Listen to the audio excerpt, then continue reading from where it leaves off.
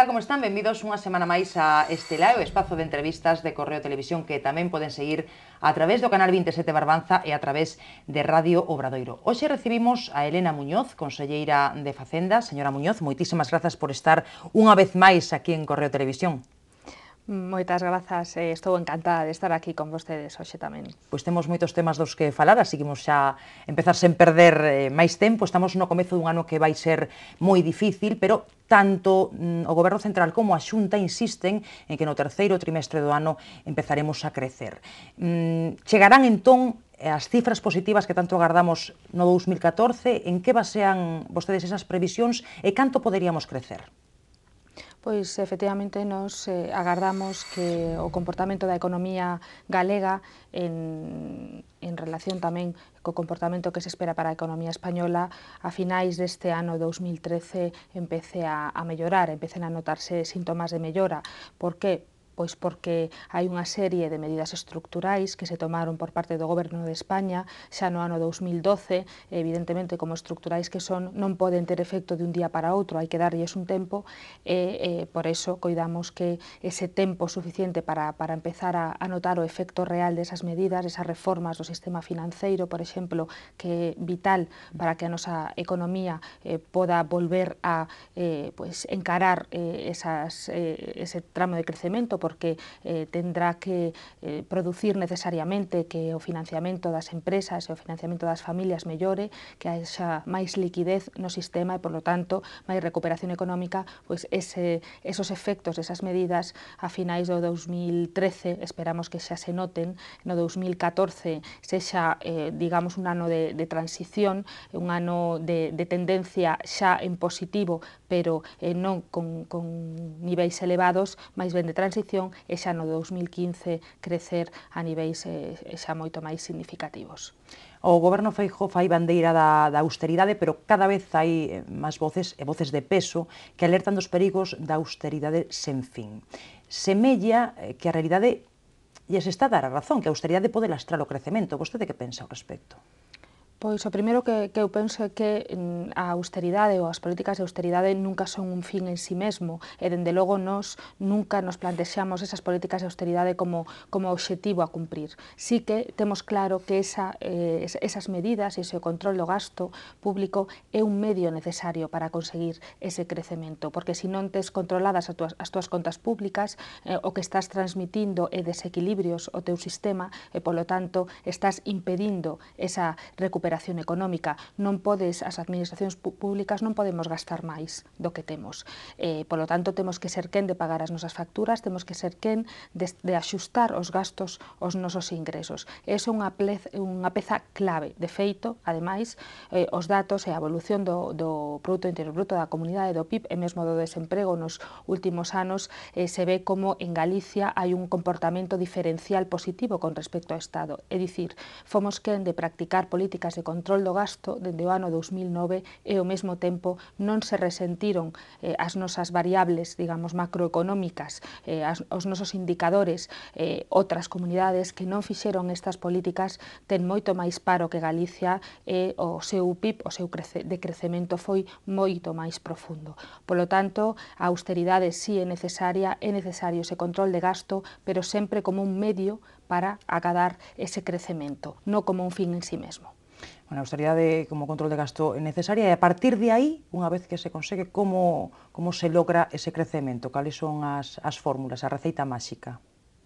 Pois neso estamos neste momento e nos coidamos que os orzamentos que agora acabamos de aprobar no ano 2013 sexan o primeiro paso hacia ese crecemento e, de feito, incluímos nos orzamentos un fondo para o crecemento con 386 millóns de euros que están destinados precisamente a facer políticas que incentiven o crecemento, sobre todo no medio e no longo prazo, para xa nesta legislatura acadar esas tasas de crecemento que nos permitan xerar emprego. Polo tanto, xa neste orzamento empezamos a adoptar medidas e iso tamén debe de verse como un feito diferencial de Galicia co resto de comunidades outras comunidades, a maioría, todavía están pensando en como reducir os seus gastos e axustar os seus ingresos e como reducir ese déficit público descontrolado que tiñan, e Galicia xa pode estar neste momento pois pensando e planificando as súas políticas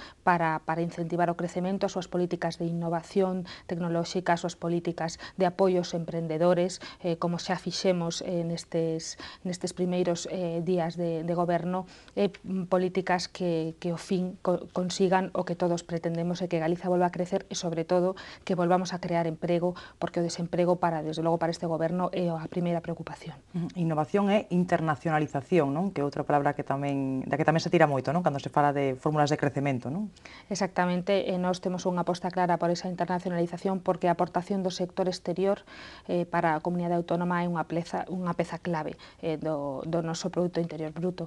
O comportamento do sector exterior foi moi bo nestes anos, o que pretendemos é que ese comportamento siga sendo positivo para o desenvolvemento de Galicia. Logo volvemos sobre o tema dos orzamentos da Xunta para este ano, pero por introducir outras cuestións de actualidade, Bruxelas pídelle a España novas subas do IBE, di que hai percorrido para facelo, mesmo ata chegar ao 25%. Oponse vostede a esa directriz comunitaria? Que pensa dela? Pois a nosa política fiscal e os nosos obxectivos básicos en política fiscal eu creo que están claros, xa foron plantexados na anterior legislatura, e agora cos novos orzamentos queremos seguir por esa mesma liña. A suba de impostos para nós é o último recurso, é necesario nun momento no que necesites de forma imperiosa, digamos, ingresos públicos por un desplome dos mesmos. É o que tivo que facer o Goberno de España no ano 2012, que estivo motivado fundamentalmente por esa caída tan importante de ingresos, a necesidade de recuperación dos ingresos. Por lo tanto, para nós, esas subas impositivas deben de ser sempre o último recurso. É a vía por a que hemos apostado nesta comunidade autónoma, sobre todo é a vía de loita contra a fraude fiscal, para que todos os cidadáns paguen os seus impostos, e tamén pola vía das bonificacións fiscais para incentivar determinadas sectores, como por exemplo tamén os emprendedores, pois que consideramos que son moi importantes para a nosa economía. Xa tamén dixo o ministro de Guindos que non vai haber novas medidas de axuste este ano, é dicir, que a Xunta tampouco está, digámoslo claramente, nin pola suba de impostos, céntimo sanitario, por exemplo, nin pola creación de ningún novo imposto. Rotundamente, digo. Pois non, de feito, aí están os orzamentos do ano 2013, no que xa están plantexadas todas as medidas no ámbito tributario que vamos a practicar neste ano 13. O céntimo sanitario non o subimos, eu sei que a maioría das comunidades autónomas incrementaron ese imposto, ese céntimo sanitario nos últimos anos, pero Galicia o mantivo tal e como estaba. E non cree que os cidadáns, tal e como están as cousas, verían o mellor con vos ollos unha maior presión sobre as rendas altas ou a creación dun imposto aos depósitos bancarios, que son dúas medidas que, por certo, defenden os grupos da oposición en Galicia? Non cree que se vería ben na rúa? É importante, e para nós tamén é importante, incentivar a progresividade do sistema impositivo. É verdade que o que parece máis xusto é que quen máis ten máis impostos paguen, é evidente, pero a progresividade se pode incentivar ben pola vía do incremento impositivo nas rentas altas, pero tamén pola vía de bonificacións para determinados colectivos. Nestes orzamentos do ano 2013, por exemplo, introducimos uns tipos reducidos e superreducidos para o imposto de transmisións patrimoniais e actos xurídicos documentados, que permite que determinados colectivos, as familias en determinadas situacións, familias numerosas, discapacitados, paguen menos impostos. Eso tamén é introducir progresividade no sistema. Por outra banda, na liña de intentar acadar consensos coas propostas da oposición, chegamos a un acordo co Partido Socialista para o incremento do 20% do imposto de patrimonio da comunidade autónoma. Xa foi no momento de tramitación parlamentaria dos orzamentos, que tamén eso contribúe a incrementar a progresividade do sistema.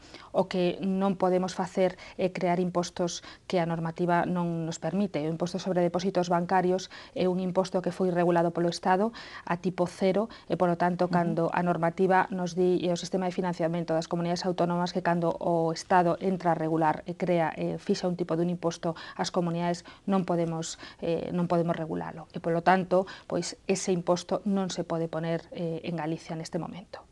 Galicia pechou o 2012 cun déficit do 1,19%, 3 décimas menos do obxectivo fixado polo goberno.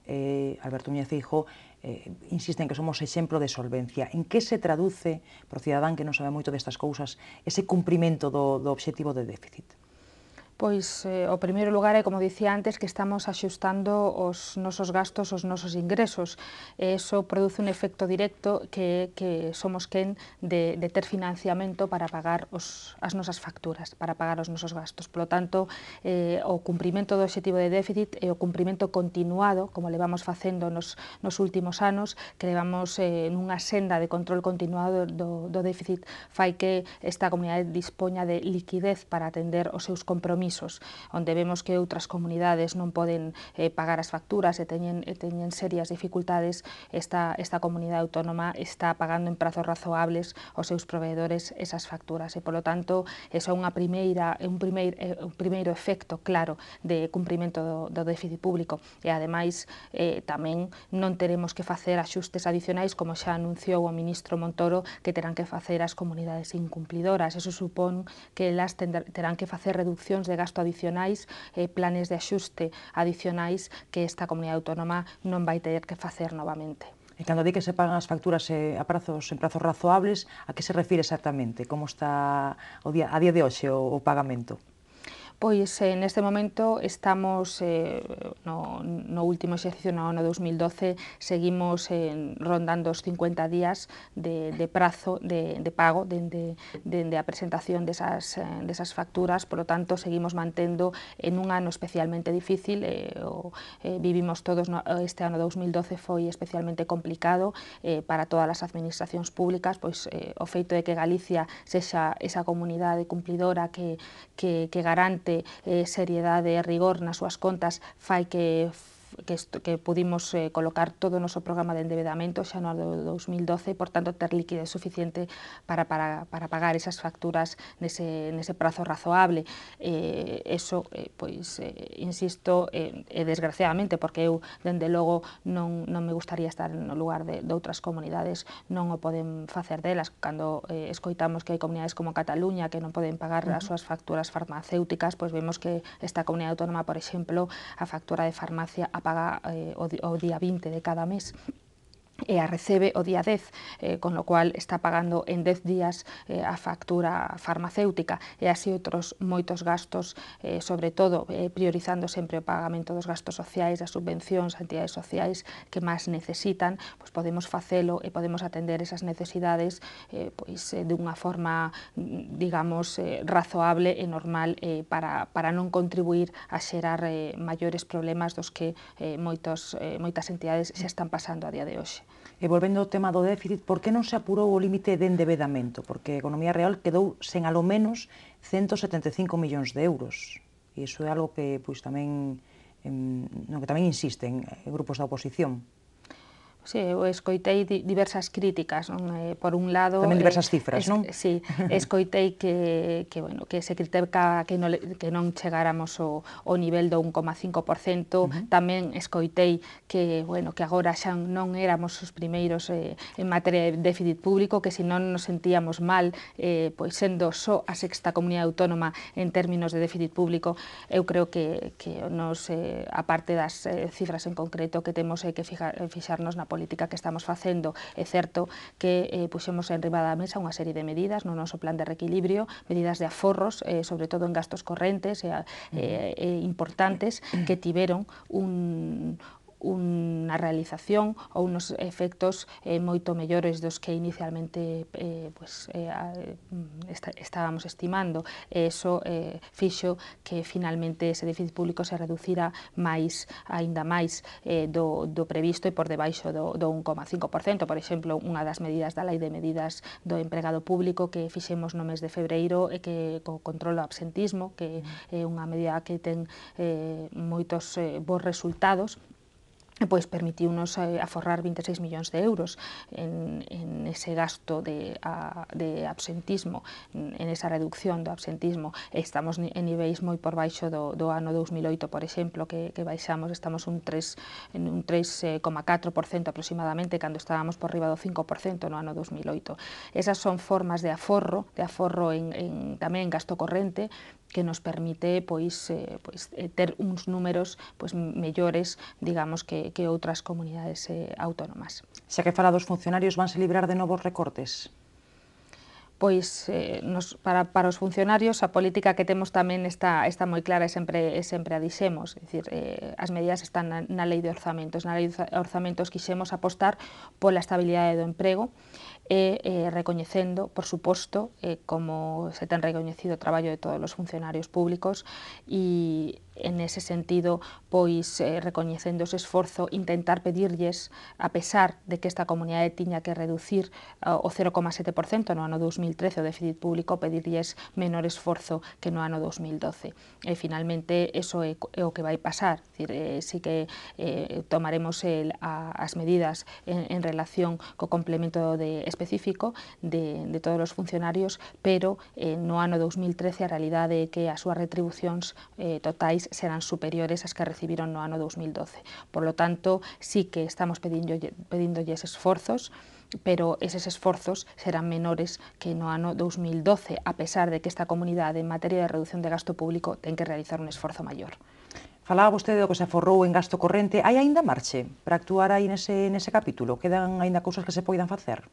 Pois nos pensamos que sí, e de feito a pouco de tomar posesión o novo goberno volvimos a acordar no Consello da Xunta de Galicia a nova reducción de altos cargos da administración, e queremos que nesa liña se pode seguir. Neste momento temos a administración pública, os gastos de funcionamento da administración pública desta comunidade autónoma son os menores de toda a historia da comunidade. Reducimos consellerías, reducimos altos cargos, reducimos persoal de gabinete, retribucións de persoal de gabinete de altos cargos, reducimos tamén o sector público autonómico, a cantidade de empresas estamos reducindo e queremos seguir reducindo. Temos un terceiro plan de reducción de entidades do sector público autonómico, eso aforra gasto corrente, por esa liña queremos seguir. E tamén temos políticas de reducción de gasto nos consumos básicos da administración, como os pode tener calquera familia que ten que pagar a luz, que ten que pagar o teléfono.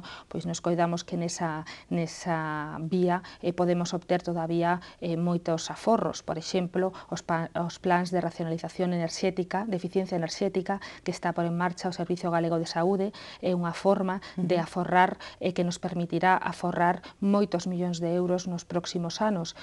O Servicio Galego de Saúde supón case o 40% da factura enerxética de toda a comunidade autónoma, e, polo tanto, si podemos aforrar neste tipo de gastos a través de políticas de eficiencia, poderemos dedicar máis recursos aos gastos que realmente, as inversións que realmente necesita esta comunidade. Mesmo en alugueres se pode aforrar, ou non? Ou creo que teñen previsto tamén aforrar por aí, non? Efectivamente, é outro exemplo de reducción de gasto corrente. Xa levamos reducindo ese gasto en alugueres de forma moi significativa, máis de 2 millóns de euros na pasada legislatura, e agora temos un novo plan de reducción de alugueres que permitirá ter novamente aforros moi significativos, e de feito a partida dedicada a gastos de alugueres no orzamento de 2013 se reduce un 10% con respecto ao ano 12, a pesares de que temos que facer fronte ao incremento do IBE do 21%.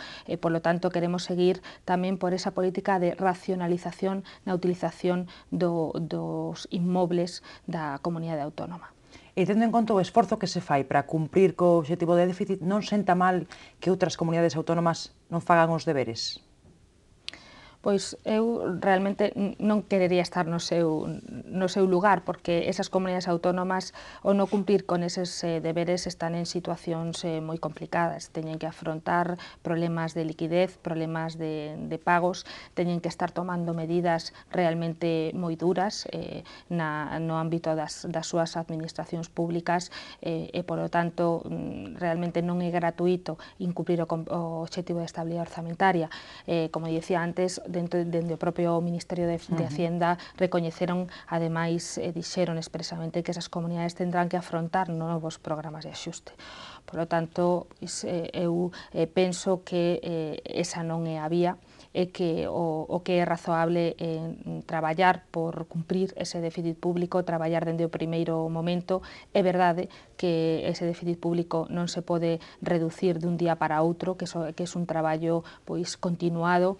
Nos o que pensamos, e dende logo polo que venimos traballando dende o ano 2009, é moito mellor poder ter unha política planificada de reducción de déficit público, de reducción paulatina, como se ve que Galicia o está tendo nestes últimos anos, de reducción progresiva, sen grandes reformas ou grandes medidas que dañen máis a sociedade, senón tendo medidas pensadas e medidas para protexer os nosos cidadáns, e poder decir, para nós tamén é importante, que os cidadáns, que os galegos e as galegas, en definitiva, non están sufrindo o que están sufrindo outros cidadáns de outras comunidades autónomas neste momento.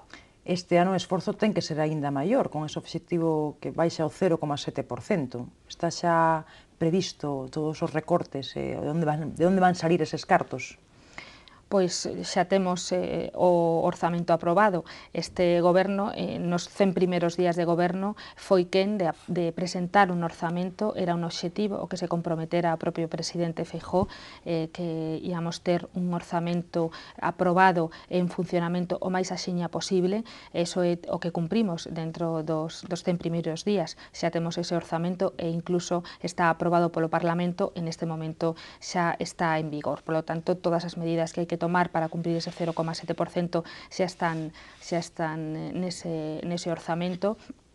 E nos o que coidamos é que ese orzamento, dende logo, traballamos para facer un orzamento realista, que este adaptado á situación real de Galicia neste momento, uns ingresos reais, polo tanto tamén uns gastos adaptados a esos ingresos que realmente imos percibir, e un orzamento pensado para executar todo o ano.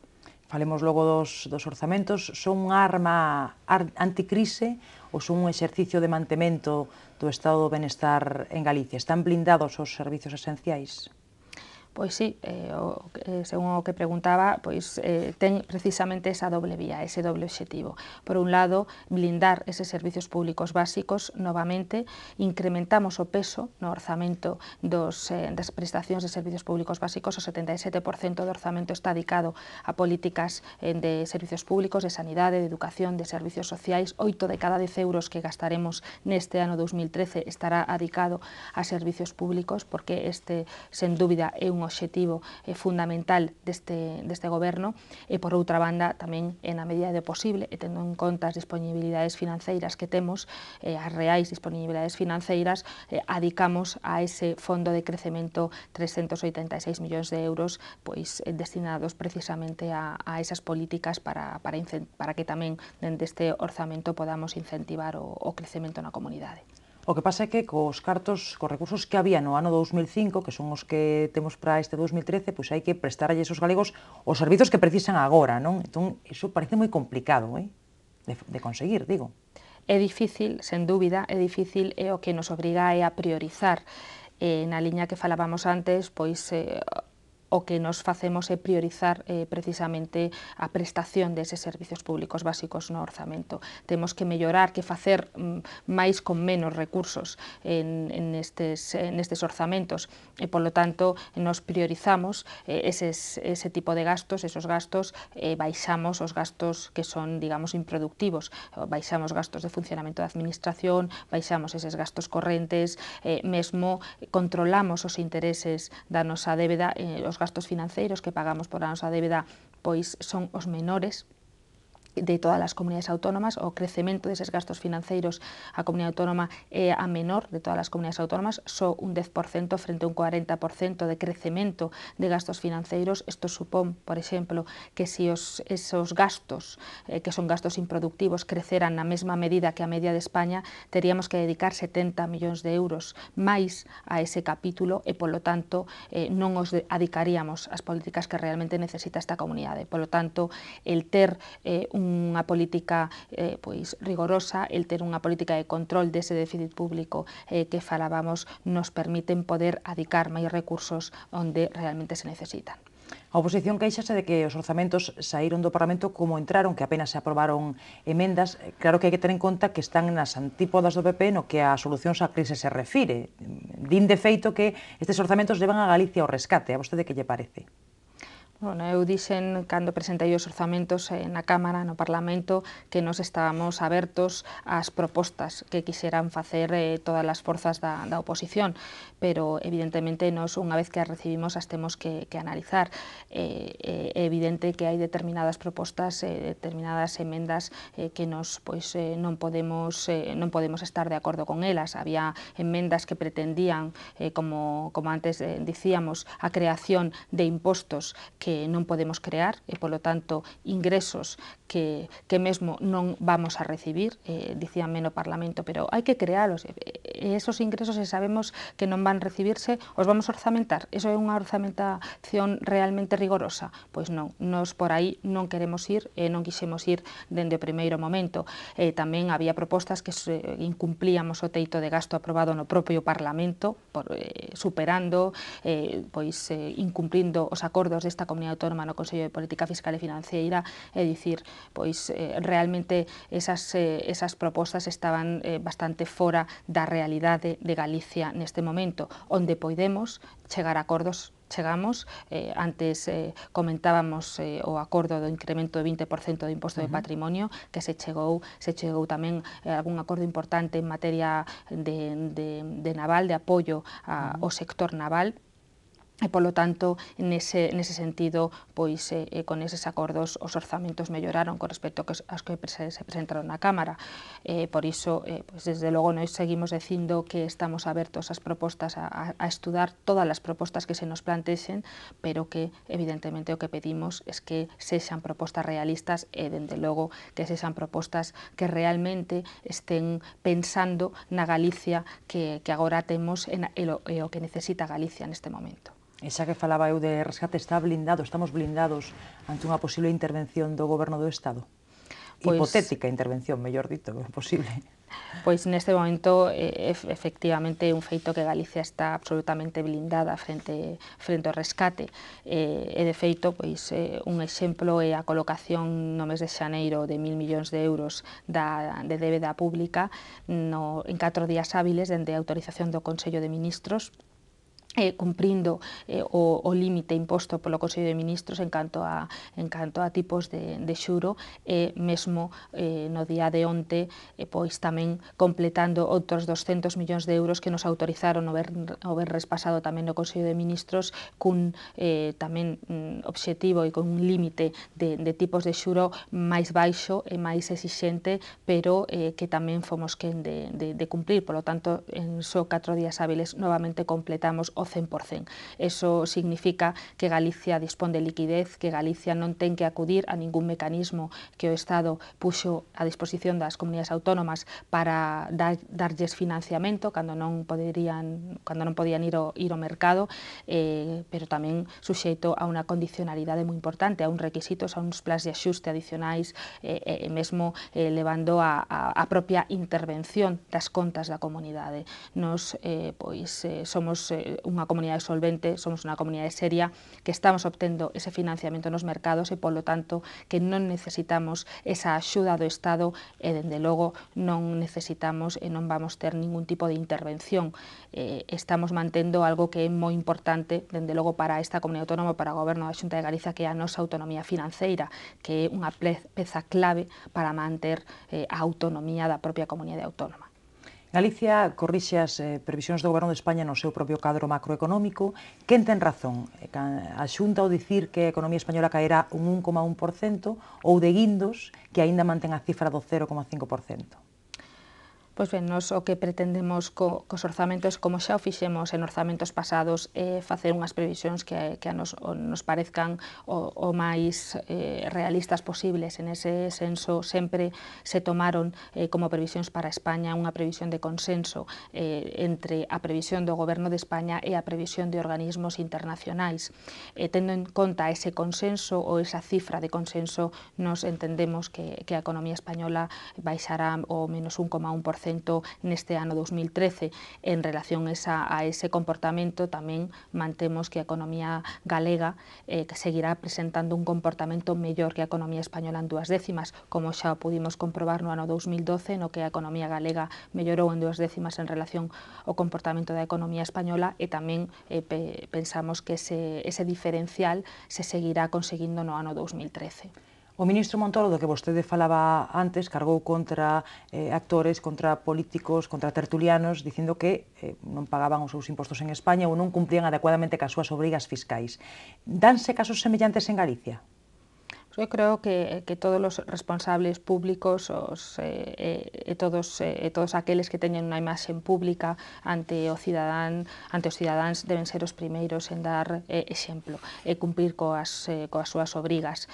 Polo tanto, eu creo que dende esa perspectiva a maioría, por non decir a totalidade dos responsables públicos e dos responsables políticos saben moi ben que teñen esa obriga, e eu creo que cumpren con esa obriga. Que futuro lle agarda a Nova Galicia, o banco, ante o actual panorama? O paso atrás na subasta de Cataluña Bank dalle esperanza ao plan castellano?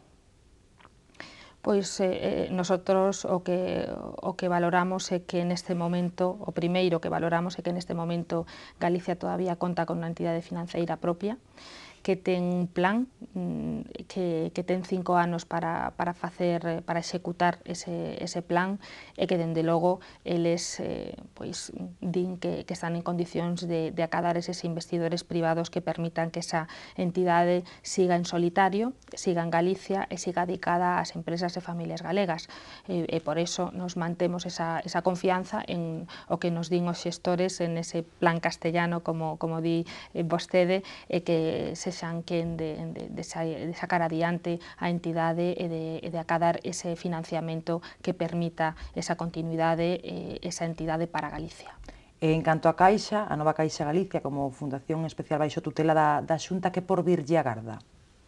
Pois, evidentemente, agora o escenario que ten a Caixa, agora a fundación, convertida en fundación, é un escenario diferente. As modificacións e a ampliación de capital feita polo FROB pois tuvo como consecuencia que a participación en Nova Galicia Banco da fundación pois quedara reducida a cero. Eles presentaron un recurso contra esa decisión do FROB, que, dende logo, a Xunta de Galicia apoia, como tamén recurrimos por parte da Xunta de Galicia a valoración que se fixo no seu día da antiga Caixa. E, dende logo, esperamos que, se ese recurso vai adiante, se admiten ese recurso, todos os cartos que veñan sexan destinados a esa obra social, sexan destinados á fundación agora na que se convertiu a Caixa Galega. E agora a Caixa o que ten que facer, ou a fundación o que ten que facer, é deseñar a súa actuación, ten un plan estratégico, adaptar ese plan estratégico, facer un plantexamento de volta ás orixen, centrándose sobre todo na obra social, evidentemente adaptando o seu traballo e as súas actuacións á nova realidade económica que neste momento eles van ter.